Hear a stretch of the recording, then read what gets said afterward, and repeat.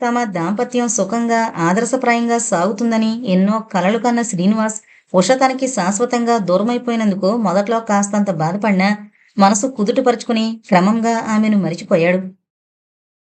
ఆమె మళ్ళీ ఎప్పుడూ తన కంట పడకూడదనుకున్నాడు. అదెట్లా సాధ్యమవుతుంది? ఈ ఊళ్ళో ఉంటే ఎప్పుడో ఒకసారి కనిపించకుండా ఉంటుందా?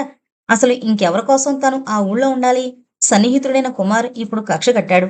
ఏమైనా తన ఊళ్ళో ఉండడం అనవసరమనుకున్నాడు. బదిలీ కోసం దరఖాస్తు పెట్టుకోవాలి. బరంపురం బదిలీ చేయించుకోవాలని అనుకోవడమే తడువుగా అప్లికేషన్ పెట్టుకున్నాడు. అయితే అనుకోని సంఘటన ఒకటి తటస్థపడింది. అతని అప్లికేషన్ ఇంకా చీఫ్ దగ్గరకు వెళ్ళకముందే జగదల్పూర్ బదిలీ అయినట్టు ఆర్డర్ వచ్చింది. ఒక్కసారి స్తంభించిపోయాడు శ్రీనివాస్. తను కోరకుండా జగదల్పూర్ ఎందుకు బదిలీ అయిందో కారణాన్ని ఊహించుకోలేకపోయాడు. ఉద్యోగరీత్యా ఇంతవరకు ఏ పొరపాటు జరగలేదు. అటువంటిది తననిక్కడి నుంచి కదిలిస్తున్నారంటే ఏదో విశేషం ఉండుంటుందనుకోక తప్పలేదు. అయితే ఆ విశేషం ఏంటో మాత్రం అతని ఊహకు అందలేదు. జగదల్పూర్ వెళ్లడం మాత్రం అతనికిష్టం లేదు. చీఫ్ దగ్గరికి వెళ్లి బదిలీ విషయం మాట్లాడాలన్న అభిప్రాయాన్ని చంపుకున్నాడు. ఏదో కారణం లేందే ఆయన ఈ బదిలీ ఏర్పాటు చేయడు. ఇక ఫలితం ఏమీ లేనప్పుడు అనవసరంగా ప్రయత్నించడం ఎందుకనిపించింది. ఒక్కటే మార్గం అతనికి గోచరించింది. ఈ పరిస్థితుల్లో ఎవర్నీ ఆశ్రయించకుండా ఉద్యోగానికి రాజీనామా ఇచ్చేసి విశాఖ ప్రాంతాల్లో మరేదో ఉద్యోగం చూసుకోవడం శ్రేయస్కరంగా తోచిందతనికి. ఆ రోజంతా శ్రీనివాస్ మనసులో లేదు. ఇంటికి బయలుదేరాడు. త్రోవలో ఓ హోటల్‌కు పోయి వేడి టీ తీసుకుని బయటకొస్తుంటే కుమార్ ఎదురయ్యాడు. ఈ మధ్య ఇద్దరూ ఎక్కడ కలిసినా తెలియని మనుషుల్లా మొహాలు దించుకుని వెళ్ళిపోవడం పరిపాటైంది. కానీ ఈ రోజు మాత్రం అలా జరగలేదు. శ్రీనివాస్‌ని చూడగానే కుమార్ చిన్న మందహాసం చేస్తూ హలో అన్నాడు. శ్రీనివాస్ కూడా హలో అనక తప్పలేదు. బదిలీ అయిందట కదా? ప్రశ్నించాడు కుమార్. ఆ ప్రశ్నలో రవ్వంతైనా బాధ లేదు. కొంతమేరకు సంతోషం పొడజూపింది. ఎవరు చెప్పారు నీకీ విషయం? తనకు ముందుగా తెలియని విషయం ఆఫీస్‌తో ఏ విధంగానూ సంబంధం లేని కుమార్‌కి ఎలా తెలిసిందో అర్థం కాలేదు శ్రీనివాస్‌కి. డాక్టర్ కుమార్ చిన్నగా మందహాసం చేశాడు. అది గర్వంతో కూడిన నవ్వులా ఉంది. కరుణాకర్ మిశ్రాతో మనస్పర్ధలు తెచ్చుకున్న వాళ్ళెవరూ ఇక్కడ నిలబడలేకపోయారు శ్రీనివాస్. ఎవరికంటే నువ్వు గొప్పవాడివి కాదు. మొన్నను కలిసి అతనీ సంగతి చెప్పాడు. అనవసరంగా నిప్పుతో చెలగాటమాడావు. అనుభవించావు. సగర్వంగా చెప్పుకుపోయాడు కుమార్. కుమార్ చిరునవ్వు, అతని మాటల ధోరణి శ్రీనివాస్‌ని ఉద్రిక్తపరిచాయంటే ఆశ్చర్యం లేదు. న్యాయానికి, నిజాయితీకి రోజులు కావు కుమార్. నిజాయితీగా జీవించాలని ప్రయత్నించే వాళ్ళెప్పుడు ఒకరి స్వార్థానికి బలి కావాల్సొస్తుందేమో. అయినా ఈ బదిలీ వల్ల నేనేం నష్టపోలేదు. కాకపోతే మనుషుల మనస్తత్వాలు పరిపూర్ణంగా అర్థమయ్యాయి ఇప్పుడు. డొంకతిరుగుడుగా దెబ్బ కొడుతూ అనేసి విసురుగా ముందుకు సాగిపోయాడు. కుమార్ ఆ దులా నవ్వుకొని హోటల్‌కి నడిచాడు. రంగారావు అప్పుడే భోజనం ముగించి ముందు గదిలో వాలు కుర్చీలో కూర్చుని విశ్రాంతి తీసుకుంటున్నాడు. అతని చేతిలోని సిగరెట్ తనని తాను కాల్చుకుంటోంది. వెనక గదిలో సుధా రంగారావు పిల్లలకు చదువు చెబుతూ కూర్చుంది. ఆమెకిప్పుడిదో దినచర్య అయింది. వాళ్ళకి తీరిక సమయాల్లో చదువు చెబుతూ కూర్చుంటే ఎంతో తృప్తిగా ఉందామెకి. ఆ తృప్తి వల్లనే నిశ్చింతగా ఉండగలుగుతోంది. అలివేణి వంటగదిలో సామాను సర్దుతోంది. ఇంటి ముందు రిక్షా ఆగడంతో ఆశ్చర్యంగా ముందు కొంగి చూశాడు రంగారావు. రిక్షా దిగుతున్న తమ్ముని చూసి విస్తుపోయాడు. ఓ ఉత్తరం ముక్కైనా రాయకుండా వీడిలా హఠాత్తుగా రావడానికి కారణమేమిటా అని ఆలోచించసాగింది అతని మెదడు. ఆరాటంగా కుర్చీలోంచి లేచి ద్వారం దగ్గరకొచ్చాడు. ఏంట్రా శ్రీ, ఉత్తరమైనా రాయకుండా దిగబడ్డావు? ఈ సామానంతా ఏంటి, బదిలీ అయిందా అన్నట్టు ఉషేది? ప్రశ్న పరంపరలు కురిపించాడు. శ్రీనివాస్ చప్పున జవాబు చెప్పలేదు. సామానంతా లోపల పెట్టించేసి పదన్నయ్య లోపలికి సావకాశంగా చెబుతాను అన్నాడు. రంగారావు వాలు కుర్చీలో కూలబడ్డాడు. అతనికి అభిముఖంగా కూర్చున్నాడు శ్రీనివాస్. ఉద్యోగానికి రాజీనామా ఇచ్చానన్నయ్య అన్నాడు మెల్లగా శ్రీనివాస్. రాజీనామా అన్న మాట వినేసరికి తల మీద పెద్ద బండరాయి ఉన్నట్టు అనిపించింది రంగారావుకి. రిట్రెచ్మెంట్ ఉధృతంగా సాగుతున్న ఈ రోజుల్లో ఉన్న ఉద్యోగానికి రాజీనామా ఇవ్వడం తెలివి తక్కువతనంగా తోచింది అతనికి. రాజీనామా ఇచ్చావా? అదేంట్రా? రంగారావు గొంతులో ఏదో మార్పు వచ్చినట్టుగా కీచుమంది. నన్ను జగదల్పూర్ బదిలీ చేశారన్నయ్య. ఇప్పటికే మీ అందరికీ దూరమయ్యానని బాధపడుతుంటే ఇంకా మరీ దూరమైపోవడం ఇష్టం లేకపోయింది. ఈ ప్రాంతాల్లో ఆ పాటి ఉద్యోగం దొరకపోతుందా అన్న నిబ్బరంతో రాజీనామా ఇచ్చేసి చక్కా వచ్చాను. ఏమీ బాధపడినట్టుగానే హుషారుగా చెప్పాడు. బాధ్యత తెలిసిన రంగారావు బరువుగా నిట్టూర్పు విడిచాడు. తమ్ముడి చర్యను హర్షించలేకపోయాడు. చాలా తొందరపడ్డావురా శ్రీ. ప్రస్తుతం ఎంతమంది ఉద్యోగంలోని మెట్లు దిగిపోతున్నారో, ఎందరూ ఉన్న ఉద్యోగాలు పోగొట్టుకుంటున్నారో నీకు మాత్రం తెలీదు గనుకనా? ఇటువంటి క్లిష్ట సమయంలో నువ్వు ఉన్న ఉద్యోగాన్ని కాస్త వదులుకున్నావంటే ఎవరూ హర్షించరు. పైగా నవ్వుతారు కూడాను. మనకి అనుగుణంగా మనం ఆశించినట్లుగా ఉద్యోగాలు దొరకవురా. వాటికి అనుగుణంగా మనం మారాలి. లేకుంటే ఏ ఉద్యోగమైనా సంతృప్తినివ్వదు. శ్రీనివాస్ మొహం దించుకున్నాడు. ఆ క్షణంలో కలిగిన ఆవేశం వల్ల అలా చేశానన్నయ్య మెల్లగా అన్నాడు. మరో సంజేషి లేకపోవడం వల్ల. రంగారావు ఏమీ అనలేదు. మౌనంగా ఓ నిట్టూర్పు విడిచాడు. అప్పుడే లోపల నుంచి అలివేణి, ఆమె వెనక సుధా బయటకొచ్చారు. ఉష రాలేదా బాబూ? ప్రశ్నించింది అలివేణి. అవునురా శ్రీ. ఆ ప్రశ్నకి జవాబు చెప్పనేలేదు నువ్వు. ఆమె రాలేదేం, తర్వాత వస్తుందా? రంగారావు అడిగాడు మళ్ళీ. శ్రీనివాసు క్షణం పాటు జవాబు చెప్పలేకపోయాడు. భయమని కాదు గాని అదోలాంటి భావన ఏర్పడింది. ఊరుకున్నావేంరా, జవాబు చెప్పు, ఏమైంది? ఆతృతగా అడిగాడు రంగారావు. అలివేణి, సుధా ఆసక్తితో శ్రీనివాసు జవాబు కోసం చూశారు. ఇప్పుడు మేం విడిపోయామన్నయ్య, అంతే చెప్పగలిగాడు. ముగ్గురి మొహాల్లోనూ ఆశ్చర్యం తొంగి చూసింది. అంటే? కళ్ళు పెద్దవి చేసుకుంటూ అడిగాడు రంగారావు, విపులంగా వివరాలు తెలుసుకోవాలన్న కాంక్షతో. శ్రీనివాస్కి నిజం చెప్పక తప్పింది కాదు. ఉభయులం పరస్పరం అంగీకరించే విడాకులు తీసుకున్నామన్నయ్య. మొహం దించుకునే జవాబు చెప్పాడు. రంగారావు, అలివేణి విద్యుత్ షాకు తిన్నట్టుగా ఫీల్ అయ్యారు. సుధ మాత్రం అటువంటి అనుభూతిని పొందలేదు. విడాకులా? అంది అలివేణి విస్తుపోతూ. అవునదినా, ఆమె అహంభావాన్ని, ఆధిక్యతను నేను సహించలేకపోయాను. ఎంత చదువుకుందే గాని సామరస్యమన్న పదానికి అర్థం తెలియదు. ఆమెలో ఉన్నదంతా చదువుకున్నానన్న గర్వం తప్పించి సతిగా ఎలా మెలగాలో రవ్వంతైనా అర్థం చేసుకోలేదు. అటువంటి వ్యక్తితో జీవితాన్ని సాగించడం దుర్భరమే అనిపించింది. ఫలితంగా విడాకులు తీసుకోవాల్సి వచ్చింది. ఎంత మొండిగా తయారైందంటే ఆమె కూడా విడాకుల ప్రతిపాదనను సంతోషంతో స్వీకరించింది అన్నాడు కించిత్ బాధపడుతూ. అలివేణి నిస్పృహతో ఓ నిశ్వాసం విడిచింది. మరిది సుధను నిరాకరించి ఉషను ప్రేమించి పెళ్లి చేసుకున్నా వాళ్ళు సుఖంగా జీవిస్తే అంతే చాలు అనుకుంది. కాని అతడి దాంపత్య జీవితం ఇలా విడాకులతో ముగిసినందుకు ఆమె హృదయం వ్యధాభరితమైంది. వాళ్ళన్నయ్య ఊరుకున్నాడు బాబు, చెల్లెల్ని వారించలేదు అంది. శ్రీనివాస్ మందహాసం చేశాడు. ఆ మందహాసంలో కసుంది. లేదొదినా, కనీసం ఆ భయభక్తులున్నా ఉషాలా ప్రవర్తించుండేది కాదు. వాళ్ళన్నయ్యకి చెల్లెలంటే గొప్ప అభిమానం. ఆమె కంటే గర్విష్ఠతడు. అందుకనే కాబోలు ఆమె అహాన్ని అరికట్టడానికి అతడు ప్రయత్నించలేదు. మీరిద్దరూ సన్నిహిత స్నేహితులు కదట్రా, మరే ఎలా ఊరుకున్నాడు అని ప్రశ్నించాడు రంగారావు. శ్రీనివాస్ ఉస్సూరుమనుకుంటూ నిట్టూర్పు విడిచాడు. ఒకదానికొకటి సంబంధించిన విషయాలవి, ఎంత దాచాలనుకున్నా సాధ్యం కాదేమనిపించింది. నిజానికి మా ఇరువురి స్నేహం మధ్య అగాధం ఏర్పడ్డమే ఒక విధంగా వీటినన్నింటికీ మూల హేతు అయిందన్నయ్య. అదంతా ఓ పెద్ద కథలే. క్లుప్తంగా చెప్పాలంటే అతడి పరపతి కోసం, అతడి ఔన్నత్యం కోసం నన్ను లంచం తీసుకుని పాస్ చేయడానికి వీలేని కాంట్రాక్టు బిల్సు పాస్ చేయమని కోరాడు. స్నేహితుణ్ణని, బావమరిదినని ఆ చొరవ తీసుకోవాలనుకున్నాడు. కాని నేనా అన్యాయానికి ఒప్పుకోలేదు. నిజాయితీగా బ్రతకడమే నా జీవిత పరమార్థమన్నాను. అక్కడతో ప్రారంభమైంది రభస. అన్నయ్యనే సమర్థిస్తూ నన్ను ఎదిరిస్తూ వచ్చింది ఉష. కొన్ని సందర్భాల్లో నన్ను కించపరచడానికి కూడా వెనుకంజ వేయలేదు. నేను వద్దన్న పట్టుదలతో, ధిక్కారంతో వాళ్ళ అన్నయ్య గారింటికి వెళ్ళింది. అక్కడే వచ్చింది వ్యక్తిత్వాల సంఘర్షణ. ఆ సంఘర్షణ ఫలితంగా నాతో చెప్పకుండా యథేచ్ఛగా సామాన్ తీసుకుని ఇంటికి తాళం వేసి, ఆ తాళాన్ని పక్కింటి వాళ్ళకి అందజేసి నేరుగా వాళ్ళ అన్నయ్య గారింటికి వెళ్ళిపోయింది. ఓ ఉత్తరం మాత్రం నాకు రాసి పడేసింది. ఎప్పుడైనా నాలో మార్పు వచ్చి ఆమెని రమ్మని అర్థిస్తే వస్తుందట. నువ్వే ఆలోచించన్నయ్య, అక్కడికి నేనేనా అంత చేతగానివాణ్ణి? నేను రమ్మలేదు. అసలు వాళ్ళింటికే వెళ్ళలేదు. ఉత్తరాల ద్వారా ఒకరినొకరు నిందించుకోవడం జరిగింది. ఈ పట్టుదలలు పరాకాష్ఠను అందుకున్నాయి. ఫలితంగా విడిపోయాం శాశ్వతంగా. వాళ్ళన్నయ్యే స్వార్థరహితుడై నా మంచిని, వాళ్ళ చెల్లాయి శ్రేయస్సును కోరినవాడైతే ఈ అనర్థాలే జరుగుండేవి కాదేమో క్లుప్తంగా చెప్పాడు శ్రీనివాస్. రంగారావు ఏమీ మాట్లాడలేదు. అలివేణి భారంగా ఓ నిశ్వాసం విడిచింది. గోరంత కొండంతగా చేసుకున్నారు బాబు. విషయం చాలా చిన్నదైనా అర్థంలేని పట్టుదలతో వాతావరణాన్ని కలుషితం చేసుకుని అకారణంగా విడిపోయారు. చాలా విచారించాల్సిన విషయం. ఇప్పుడు కాకపోతే ఎప్పుడో ఒకప్పుడు ఆమెతో ఈ పరిస్థితి రాక తప్పదు. ఎక్కడితో ఇలా ముగిసింది, సంతోషించాల్సిందే అన్నాడు శ్రీనివాస్. ఏం సంతోషమోలే బాబు, లే బట్టలు మార్చుకో అంది అలివేణి. శ్రీనివాస్ పక్క గదిలోకి నడిచాడు. సుధ కూడా నిష్క్రమించింది. అలివేణి భర్తకేసి చూసింది. ఆయన గంభీరంగా ఏదో ఆలోచిస్తున్నట్లు గమనించి అక్కడి నుంచి వెళ్ళిపోయింది పెరట్లోకి. విశాఖలో ఉద్యోగ ప్రయత్నాలు గట్టిగా చేస్తున్నాడు శ్రీనివాస్. అక్కడే కాకుండా గరిబిళ్ళలో కూడా ప్రయత్నం చేయడానికి ఆ రోజు వెళ్ళాడు. ఎక్కడో ఓ చోట ఉద్యోగం దొరుకుతుందన్న నిబ్బరం ఉంది అతనికి. శ్రీనివాస్ ఊళ్ళో లేకపోవడం, సుధా స్కూల్కి వెళ్ళిపోవడం రంగారావుకి అవకాశం కల్పించాయి. భార్యతో ఏకాంతంగా మాట్లాడడానికి ఎంతవరకు అవకాశం లేకపోయింది. ఆ రోజు దొరికిన అవకాశాన్ని జారవిడుచుకోలేదు. భార్యను కేకేశాడు. అలివేణి అక్కడి పనులక్కడ వదిలేసొచ్చింది. ఏంటండి అంది వస్తూనే. మరేం కాదు వేణి, రోజూ అనుకుంటున్నాను నీతో ఓ విషయం మాట్లాడాలని. కానీ స్త్రీ ఉండడమో, సుధుండడమో, లేకపోతే నాకు తీరిక లేకపోవడమో జరుగుతూ ఉండేది. విషయం ఏమిటంటే, శ్రీనివాస్ గురించి ఏం ఆలోచించావు? భరత ప్రశ్న ఆమెకు అర్థం కాలేదు. ఆలోచించడం ఏంటండి? నాకేమీ అర్థం కాలేదు అంది.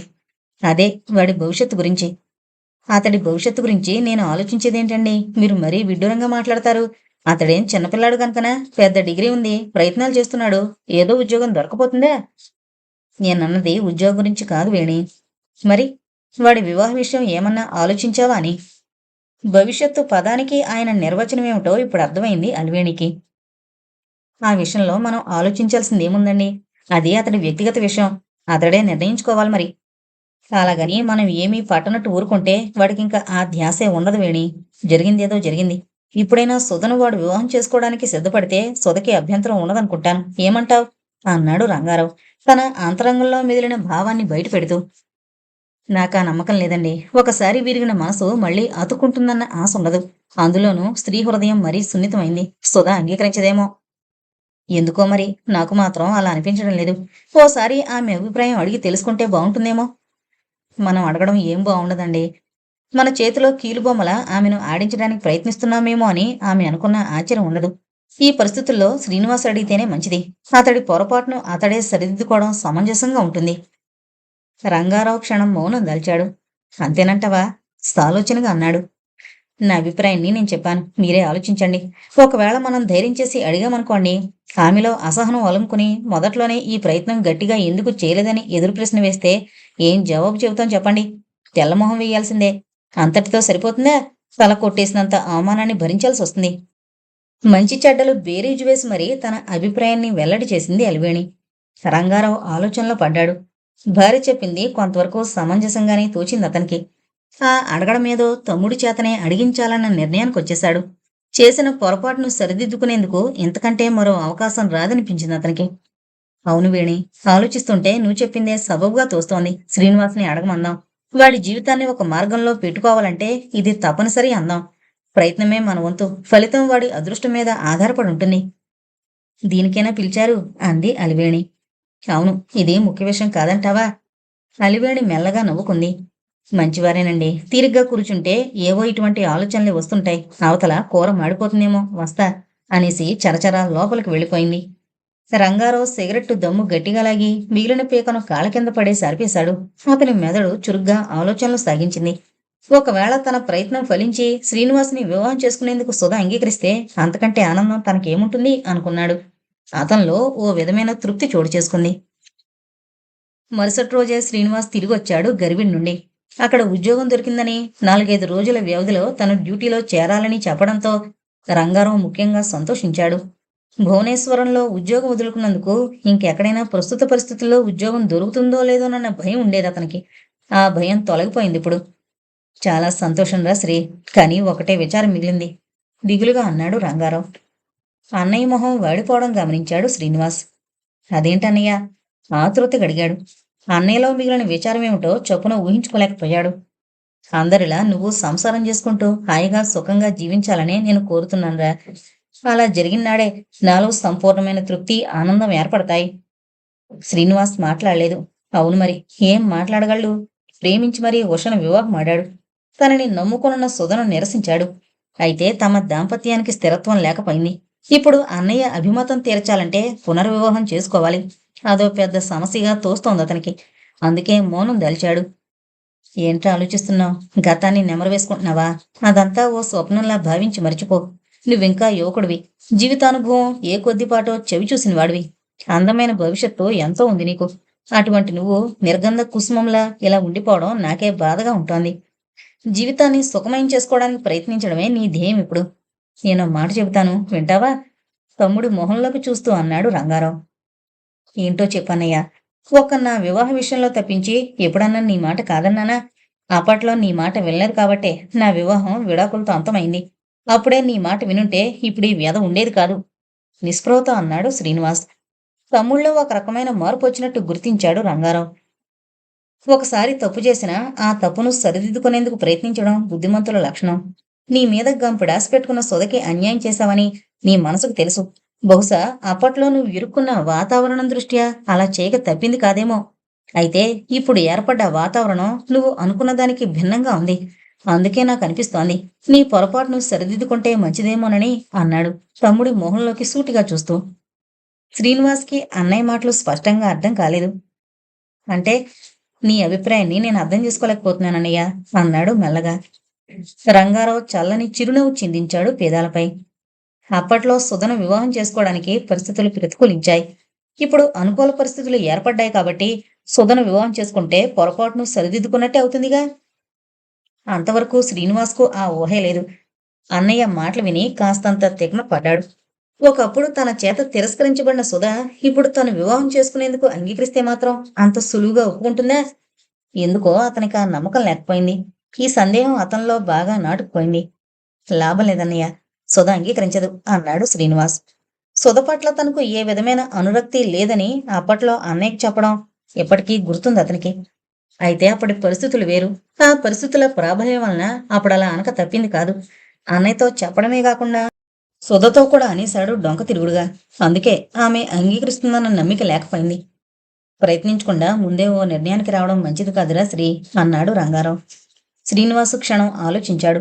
ఎందుకో మరి ఇప్పుడిప్పుడే సుధ పట్ల తనకు అనురాగం ఏర్పడుతోంది. ఆ తరుణంలో సుధ తనకు అర్ధాంగి కావడానికి అంగీకరిస్తే ఇంకేం కావాలి తనకి? నిరాశతో దిగులు పడిపోతున్న తనకు ఆశాజ్యోతి ఎదురైనట్టే ఉంటుంది. తన జీవితంలో మళ్లీ వసంతం వస్తుంది అనుకున్నాడు. నువ్వన్నది నిజమన్నయ్యా. అప్పుడు జరిగిన పొరపాటును సరిదిద్దుకోవడం సమంజసంగానే ఉంటుందేమో. సుధ అంగీకరిస్తే ఆమెను చేపట్టడానికి నాకేమీ అభ్యంతరం లేదు. ఆమె అభిమతాన్ని తెలుసుకో అన్నయ్య అన్నాడు శ్రీనివాస్.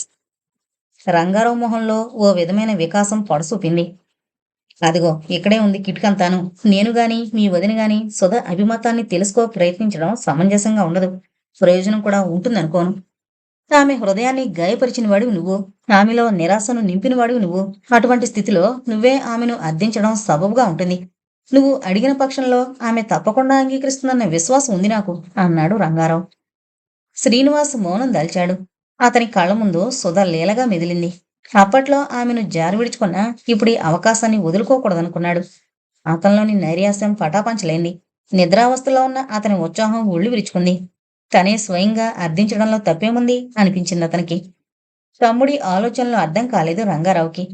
ఎందుకురా అంత ఆలోచన? సుధా పరాయి వ్యక్తి గనుకనా అంతగా సంకోచించడానికి? స్వయాన మేనకోళ్ళు నిస్సంకోచం గడువు ప్రోత్సాహపరిచాడు రంగారావు. నిజమే. తనింక సంకోచించడం అనవసరమే అనుకున్నాడు శ్రీనివాస్. ఇది తన భవిష్యత్తు జీవితానికి సంబంధించిన సమస్య. తనే చొరవ తీసుకుని పరిష్కరించుకోవాలి. సరేనన్నయ్య, నేనే అడుగుతాను. నా అదృష్టాన్ని పుంజుకోవడానికి ప్రయత్నిస్తాను. రంగారావు మురిసిపోయాడు. తను కోరింది జరగబోతున్నందుకు అతనిలో ఉత్సాహం ఉరకలు వేసింది. శుభం అన్నాడు. శ్రీనివాస్ అక్కడి నుంచి వెళ్ళిపోయాడు లోపలి గదిలోకి. సాయంత్రం 5 కావస్తోంది. ఎండ తీవ్రత బాగా తగ్గిపోయింది. 4 రోడ్ల కూడల దగ్గరున్న ఓ కిళ్ళి కొట్లో సిగరెట్ ప్యాకెట్ కొనుక్కొని ఓ సిగరెట్ ముట్టించాడు శ్రీనివాస్.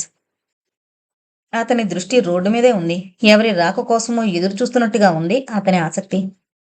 కొద్దిసేపటి తర్వాత చేతివాచి చూసుకున్నాడు. 5 దాటి 5 నిమిషాలయిందప్పుడే. సిగరెట్ ప్యాకెట్లోని 2 సిగరెట్లు అయిపోయాయి.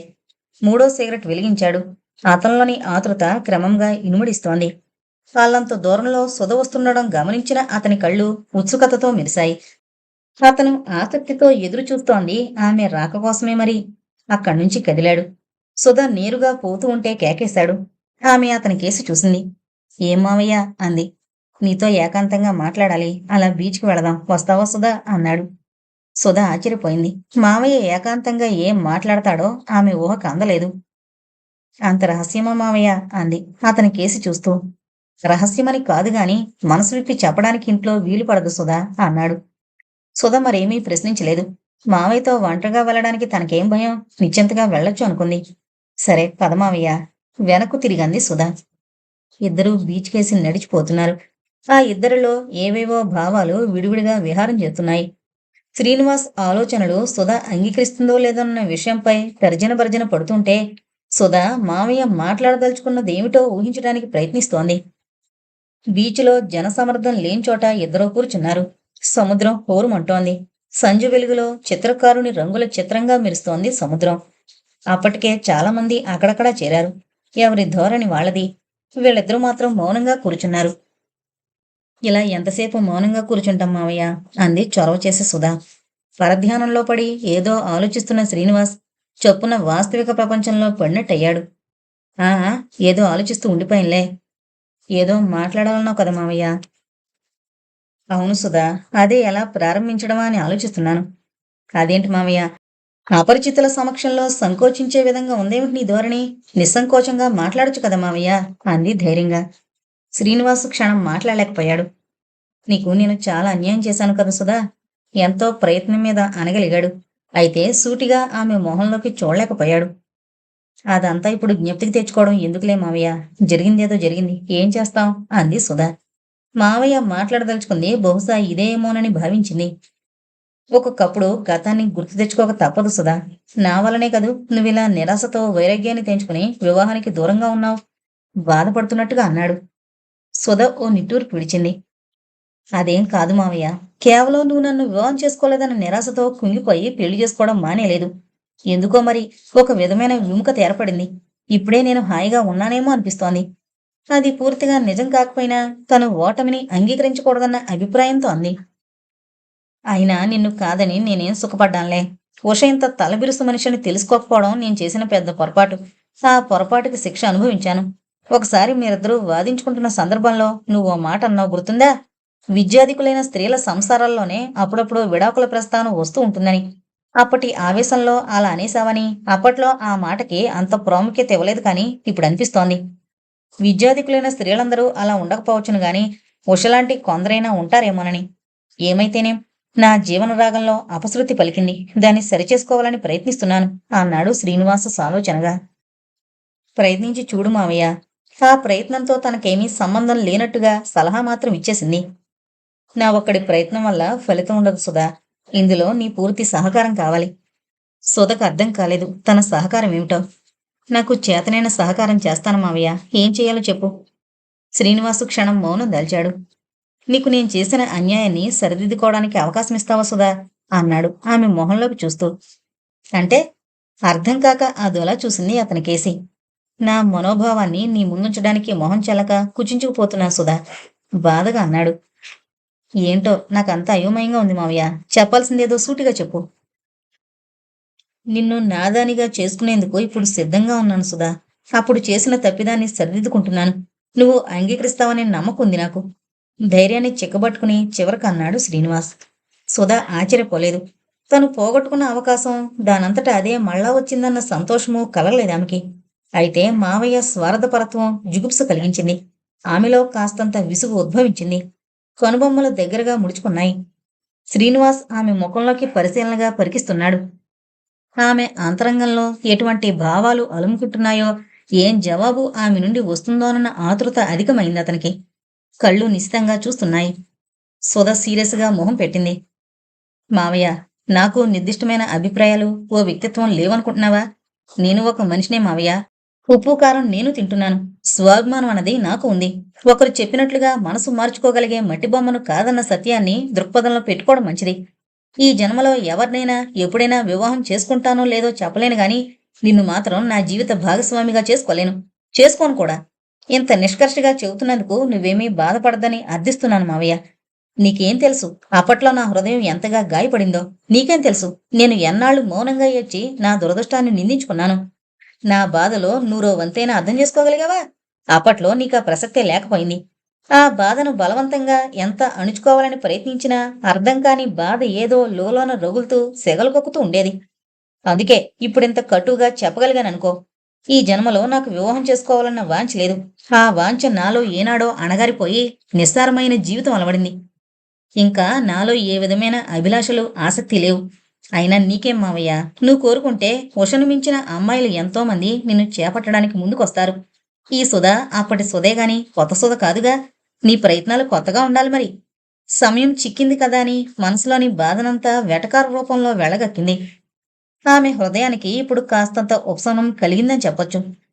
శ్రీనివాస్ నివ్వెరపోయాడు. సుధా అంత ఘాటుగా ఉపన్యాసమిస్తుందని ఎప్పుడూ ఊహించలేదు. తల కొట్టేసినంత అవమాన భారంతో కుంగిపోయాడు. మొహం స్వేదంతో నిండిపోయింది. సముద్రం మీద నుంచి వస్తోన్న చల్లని గాలి సహితం వడగాల్పులా తోచింది. అయితే తార్కికంగా యోచిస్తే సుధ మాటల్లో ఏ ఒక్కటి అసత్యం కాదనుకున్నాడు. ఆమె అంత మొండిగా కారడానికి తనే కారకుడనుకున్నాడు. అతని మెదడులో రైళ్లు ఢీకొన్నాయి. ఇంకేమీ మాట్లాడలేని బలహీనత అతన్ని అసక్తుడిని చేసింది. మౌనంగా మొహం దించుకున్నాడు. ఇక పోదామా మామయ్య? అలా మౌనంగా ఎంతసేపు కూర్చుంటుంది గనుక అందుకే అంది సుధా. పద పోదాం లేచాడు శ్రీనివాస్. ఇద్దరూ తిరుగుముఖం పట్టారు. త్రోవలో ఏ ఒక్కరూ మాట్లాడలేదు. చీకటి పడి చాలా వేళైనా సుధింకా ఇంటికి రాలేదని గాబరా పడ్డారు రంగారావు దంపతులు. వీధి ద్వారం దగ్గర కూర్చుని దిగులుగా రోడ్డుకేసి చూస్తున్నారు. అంతకంటే మరో మార్గమేమీ కనిపించలేదు వారికి. స్కూలుకి కబురు పంపి తెలుసుకుంటే సరిగ్గా వేళకే స్కూలు విడిచిపెట్టారని చెప్పారు. సరిగ్గా 7 గంటలు కొట్టింది గడియారం. అప్పుడే సుధా శ్రీనివాస్ మౌనంగా వస్తుండడం గమనించాడు రంగారావు. అదిగో శ్రీ సుధా కలిసి వస్తున్నారు వేణి అన్నాడు రంగారావు. అతని స్వరంలో మోహనరాగం మేళవించినట్టయింది. అలివేణి వదనం వికసించింది. అమ్మయ్యా, నిజంగా నేను కంగారు పడిపోయిన సుమండి అంది చిరునవ్వుతో నిశ్వాసం వదిలి. నేను మాత్రం పోనీలే, వాళ్ళిద్దరూ కలిసొస్తుంటే నా హృదయం ఎంతగా ఉప్పొంగిపోతూ ఆనందపుటంచులను చూస్తుందో నీకు తెలియదు వేణి మురిసిపోతూ అన్నాడు రంగారావు. శ్రీనివాసు సుధా గుమ్మంలో అడుగు పెట్టారు. సుధా మొహం దించుకుని నేరుగా లోపలికి వెళ్ళింది. శ్రీనివాస్ దిగులుతో అక్కడే నుంచుండిపోయాడు. అంతవరకు ఆనంద డోలికల్లో వీసిలాడిన రంగారావు దంపతులు శ్రీనివాస్ ముఖ కావళికలు చూసి నివ్వెరపోయారు. వారి ఆనందం అల్లకల్లోలంగా మారింది. సుధతో ప్రస్తావించమేమిట్రా శ్రీ? మెల్లగా అడిగాడు రంగారావు తమ్ముణ్ణి ఉద్దేశించి. అవునన్నయ్య దిగులుగా అన్నాడు. అతని స్వరంలో వెతికిన ఉత్సాహం ధ్వనించడం లేదు. ఏమందైతే? ఆసక్తితో అడిగాడు రంగారావు. నేరకడిగానిపించిందన్నయ్య. ఆమెకి అన్యాయం చేసింది చాలక స్వార్థంతో మళ్ళీ ఆమెను అద్దించడమే పొరపాటేమో. అందుకే సుధ మెల్లగా మాటలతోనే మందలించడానికి అవకాశం లభించింది. వెటకారంగా మాట్లాడింది. ఆమె ఒక్కో మాట ఒక్కో సూలపు పోటులా బాధించిందన్నయ్య. బహుశా నా తప్పుకు అది తగిన శిక్ష అనిపించింది ఆ క్షణంలో. ఉస్సూరనుకుంటూ చెప్పాడు శ్రీనివాస్. రంగారావు బరువుగా నిశ్వాసం వదిలాడు. అతని మొహం వాడిపోయింది. అతని ఆశలు మరోసారి ఉమ్మైనందుకు కుంగిపోయాడు. సుధ తప్పకుండా అంగీకరిస్తుందన్న నమ్మకముండి అడగమని తమ్ముణ్ణి ప్రోత్సహించింది తనే. తన కారణంగా వాడి హృదయానికి మరో ఘాతం తగిలింది అనుకొని ఎంతో కుంగిపోయాడు రంగారావు. చప్పున మాట్లాడలేకపోయాడు. తమ్ముణ్ణి ఎలా ఓదార్చడమో అర్థం కాలేదు అతనికి. నేను మొదటే చెప్పాను కదండి, సుధ ఏ పరిస్థితుల్లోనూ అంగీకరించదని. ఆమె మనస్తత్వం నాకు బాగా తెలుసు. ఆమె కాదు, ఈ పరిస్థితుల్లో ఏ స్త్రీ అయినా ఇదే జవాబిస్తుంది అంది అలివేణి. రంగారావు మెదడు ఆలోచనలతో నిండిపోయింది. సుధ ప్రవర్తన సమంజసంగానే ఉంది కానీ ఆమె మరి కాస్త లోతుగా ఆలోచించి కనీసం తను పెరిగిన వాతావరణాన్ని దృష్టిలో ఉంచుకునైనా అంగీకరించి ఉండాల్సింది అనుకున్నాడు. ఇంతవరకు సుధ పట్లుండే సానుభూతి అంతరించింది. పోనీలేరా, ఆ అమ్మాయిలు ఇంక దొరకపోతారా? మనం అనాలే గాని సలక్షణమైన సంబంధాలు వస్తాయి నీకోసం. ఇక ఆ ప్రయత్నం ప్రారంభిస్తా నిశ్చలంగా అన్నాడు రంగారావు. అది నిజమేనండి అంది అలివేణి భర్తను బలపరుస్తూ. శ్రీనివాస్ గట్టిగా ఓ నిట్టూర్పు విడిచాడు. అన్నయ్య అభిమతాన్ని హర్షించలేకపోయాడు. సుధ విముఖత తెలుసుకున్నాక అతని మనసు మరింత వికలమైంది. ఆమె జీవితంలో నిరాశను సృష్టించినవాడు తను. అప్పట్లో కేవలం తన ఆనందమే కోరి ఉషను వివాహమాడాడు. ఆ ఆనందాన్ని భంగపరిచాడు భగవంతుడు. సుధను నైరాశ్యంలో వదిలిపెట్టి తను ఆశలోకి నడవడం బహుశా సృష్టికర్త అభిష్టం కాదేమో. ఇక తనకి ఆనందం వద్దు. తనింక ఆశల్ని సృష్టించుకోవడం తగదేమో. సుధ నిరాశ జీవితాన్ని గడుపుతున్నంత వరకు తను ఆనందమయ జీవితాన్ని గడపకూడదు. అదే ప్రస్తుత కర్తవ్యం. తన నిర్ణయాన్ని ఎవరు హర్షించినా లేకపోయినా తను పట్టించుకోకూడదు అన్న నిర్ణయానికి వచ్చేశాడు. క్షమించన్నయ్య, అటువంటి ప్రయత్నమేమీ చెయ్యొద్దు. ఎందుకో మరి పెళ్లి మీద ధ్యాస పోవడం లేదు. ఇలా జీవితాన్ని సాగించడానికి నిశ్చయించుకున్నాను అన్నాడు శ్రీనివాస్ నిస్పృహతో. తెల్లబోయాడు రంగారావు. అలివేణి కళ్ళింత చేసుకుని మరిదికేసి వింతగా చూసింది. అతడిలో అంత నిరాశ నిండుకుంటుందని వాళ్ళెప్పుడూ ఊహించలేదు. ఏమిట్రా నువ్వంటోంది అన్నాడు రంగారావు. అతని గొంతు పేలవంగా ధ్వనించింది. అది అంతేనన్నయ్య, చేసిన తప్పుకి ఇదో ప్రాయశ్చిత్తమే అనుకోండి. మరి నన్నేం బలవంతం చేయకండి అనేసి చరచరా అక్కడి నుంచి వెళ్ళిపోయాడు శ్రీనివాస్. బెత్తరపోయిన రంగారావు క్షణం వరకు తేరుకోలేదు. ఏమైంది వీడికి అన్నాడు భార్యను ఉద్దేశించి. ఏంటోనండి, నాకేమీ అర్థం కాలేదు. బాగుంది వరుస. సొద గురించే మనం ఎన్నాళ్ళు బాధపడుతూ ఉంటే ఇప్పుడు వీడు అలాగే తయారయ్యాడు వైరాగ్యంలో పడి. ఏంటో అంతా అయోమయంగా ఉంది. పూర్తి వైరాగ్యం కాదుగా, పెళ్లి వైరాగ్యం అనండి. అదేలే, మధ్యన మనం బుర్రలు పాడు చేసుకుంటున్నాం విసుగ్గా అన్నాడు రంగారావు. ఈనాళ్ళకి ఆయన ఈ ప్రయత్నాల్లో విసిగిపోవడం గుర్తించింది అలివేణి. ఏది ఎలా జరగాలనుంటే అదే జరుగుతుంది. లేవండిక భోంచేద్దురుగాని అంటూ లోపలికి నడిచింది అలివేణి. ఉస్సూరుమనుకుంటూ లేచాడు రంగారావు. టేబుల్ మీదున్న ఫ్లవర్ వాజ్లోని కాగితం పూలు రెపరెపలాడుతూ ఉండడం గమనించాడు. నిస్పృహతో కూడిన ఓ పొడినవ్వు నవ్వుకుంటూ లోపలికి నడిచాడు.